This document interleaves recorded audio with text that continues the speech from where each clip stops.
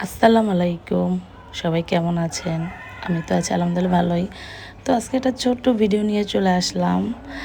এখন কিন্তু আমের সিজন মোটামুটি কিন্তু শেষ, তাই না? তারপরেও কিন্তু দেখেন কি সুন্দর আম হয়েছে আমাদের ছাদ বাগানে। তো সেদিন শনিবার আম্মুর বাসায় গিয়েছিলাম। বাসায় কেন জানি ভালো লাগতেছিল না। তো এর জন্য হুট করে আম্মুর বাসায় চলে আসছি। যেমন ভাবনা তেমন কাজ। তো এসে আর কি বলতেছিলাম যে আম্মু কিছু আমার মানি প্লান্ট লাগবে। আমার মানি প্লান্ট গাছ আর কি বাসায় একদম নেই বলেই চলে সবগুলোই মরে গিয়েছে কম বেশি। তো তারপর ছাদ দিয়ে উঠে দেখি যে মানে আম গাছের বেশিরভাগ মানে এটা হলো গিয়ে 12 মাসই হয় সেই জাতের আম। এটা হলো সম্ভবত কাটিমন। কাটিমন সবসময় 12 মাসই আম দেয়। তো দেখে তো আসলে এত শান্তি লাগতেছিল। আর এই হলো বড়ই। এই বড়ইটাও না একদম দেশি বড়ই, যেটা আর কি এটা বাজারে কিন্তু অনেক দাম। এটা সবসময় পাওয়া যায় না, একটা সিজনে আর কি পাওয়া যায়। আর এদিকে এই যে এই গাছটা আম অনেক ধরেছে।